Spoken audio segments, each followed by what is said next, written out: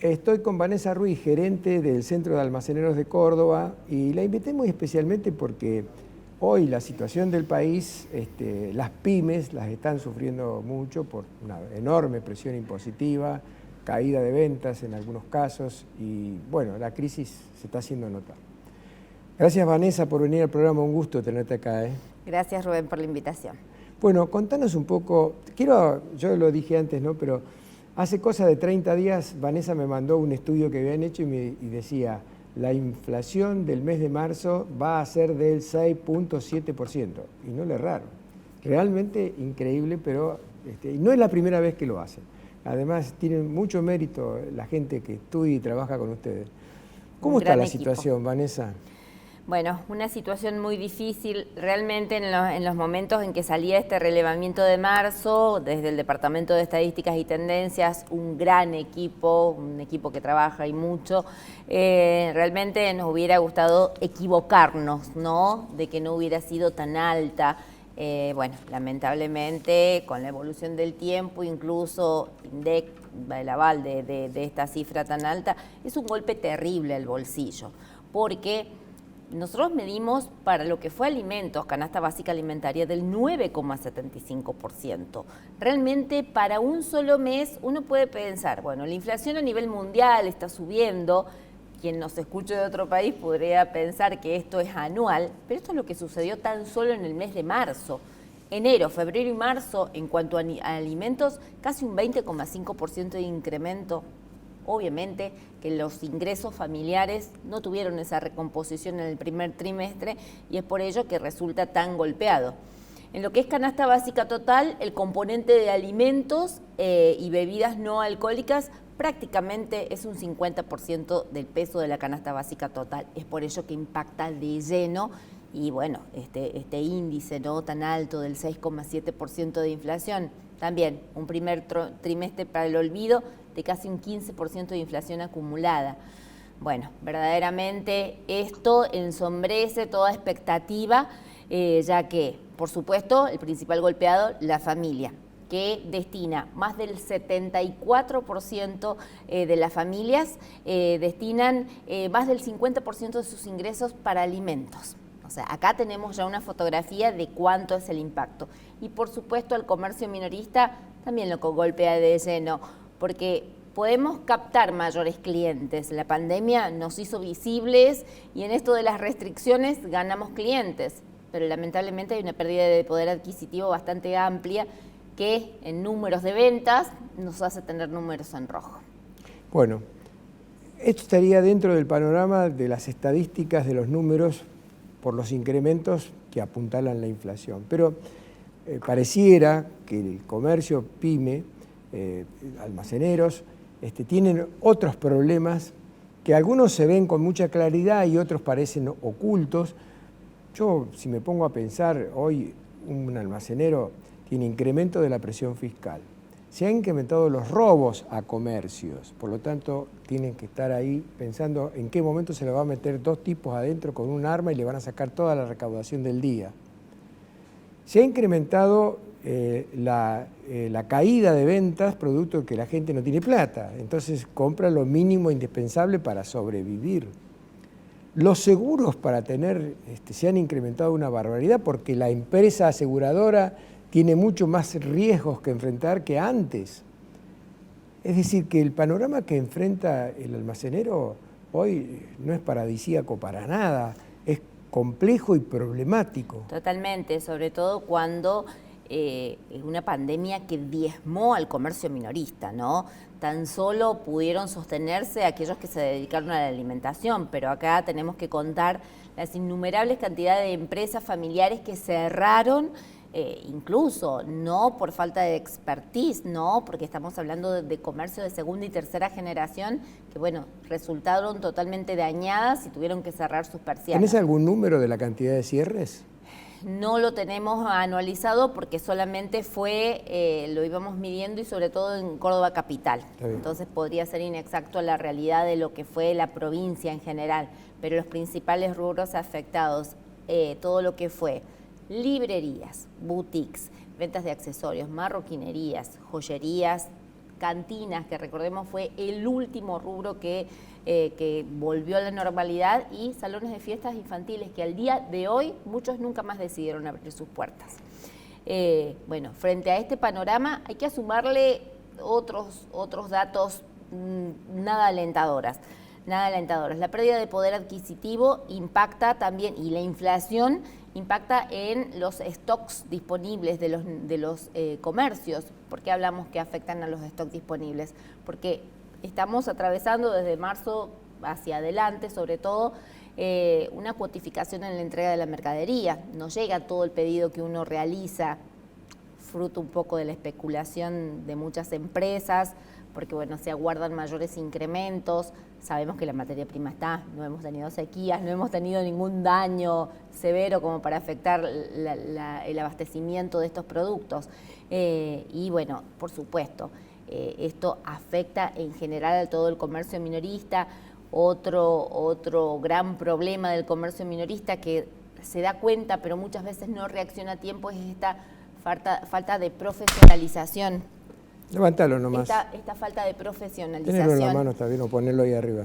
Que bueno, afecta y mucho, porque quien no se profesionaliza en este segmento muere.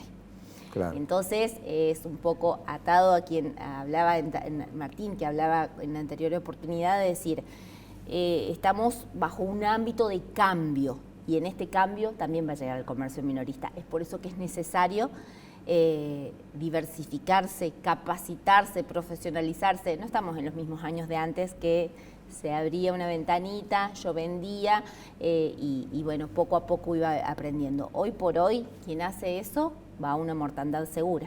Solamente capacitándose puede seguir viviendo. Es muy bueno lo que decís, porque en general al comercio y al empresariado argentino siempre, en toda su historia, le ha sido difícil competir. Porque una de las cosas que hizo el populismo antaño, cuando arrancó en la Argentina, ponele hace 70 años, fue proteger las empresas argentinas. Entonces, ¿cómo los protegían? Levantando las barreras arancelarias para que no ingresara ningún producto importado. Entonces, el industrial argentino se acostumbró a fabricar una porquería, venderla a precio de oro, y se llenaba de plata porque el mercado le tenía que comprar de manera obligatoria. Ahora, ¿qué pasa?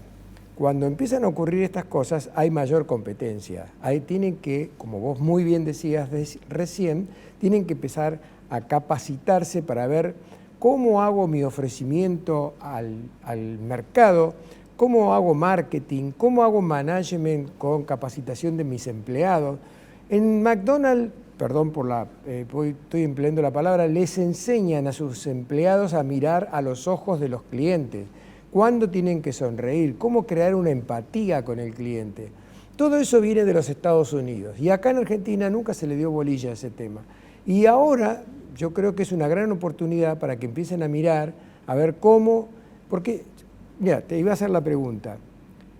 El otro día un dirigente gremial empresario me dijo que se había incrementado la competencia desleal con los manteros.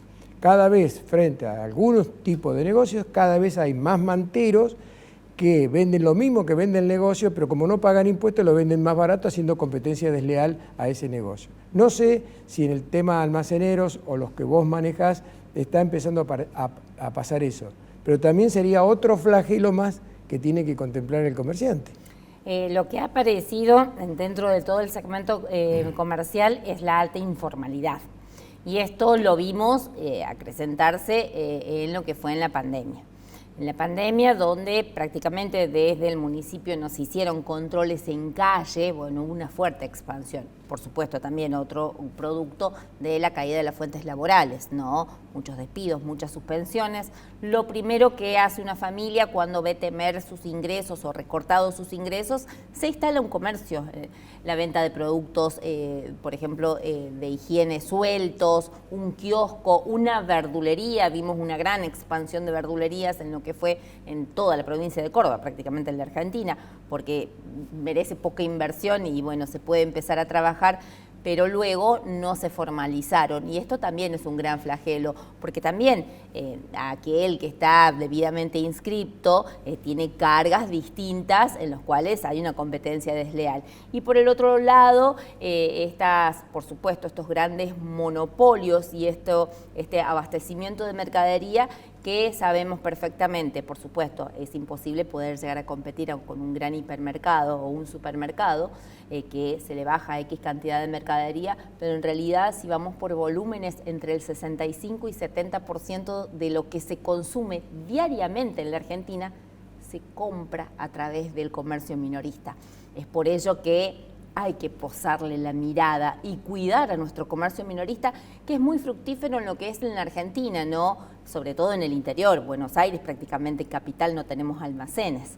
Hay que cuidar sobre todo al comerciante de lo que significa acá. Y, por ejemplo, en lo que es capacitaciones, desde la entidad pudimos elaborar, obviamente reconocidas por el Ministerio de Producción de la Nación, una incubadora de empresas comerciales. Prácticamente es única en Sudamérica, porque generalmente uno cuando dice incubación es a través de a todas aquellas que son de base tecnológica. Bueno, pudimos demostrar que hay que acompañar a todos estos comerciantes para profesionalizarlos y capacitarlos a través de una incubación. Y bueno, esto es lo que desde la entidad uno le puede ofrecer al comerciante para que no se quede atrás, porque hoy quedarse atrás es morir. Claro. Ahora, fíjate vos, cuando yo era chico de esto hace 1000 años, yo pertenezco a Jurassic Park, siempre digo lo mismo, Estados Unidos nos llevaba tranquilamente 40 años de ventaja en todo.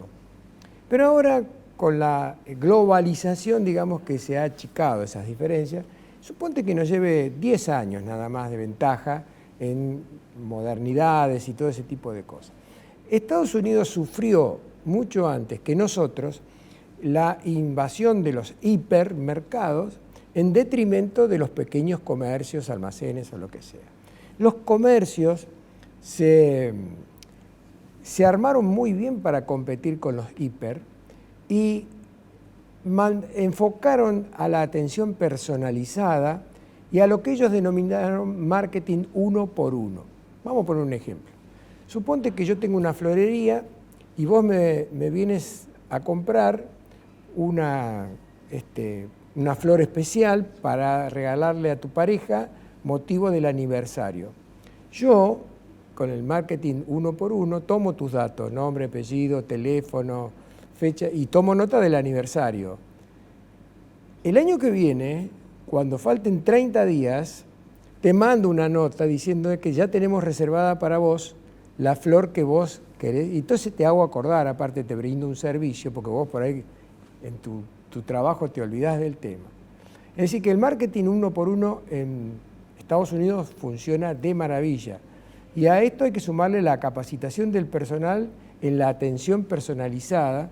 Y bueno, lograron frenar el impacto del crecimiento de los hiper y siguen funcionando en los barrios bastante bien. Tal vez Argentina necesita empezar a copiar las cosas que se hacen en otro lugar. No somos los inventores de las grandes cosas los argentinos, somos unos genios, Dios es argentino, todo eso me parece que tiene que empezar a desplazarse un poco porque de lo contrario cada vez nos va a ir peor, ¿no? Es así, hay que imitar las buenas propuestas, ¿no?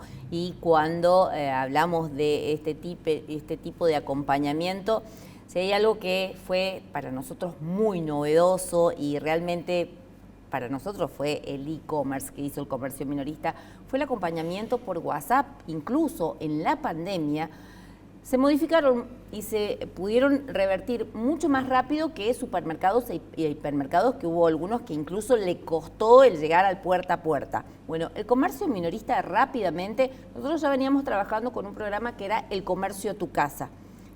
Generalmente funcionaba para las personas mayores o aquellas imposibilitadas de salir.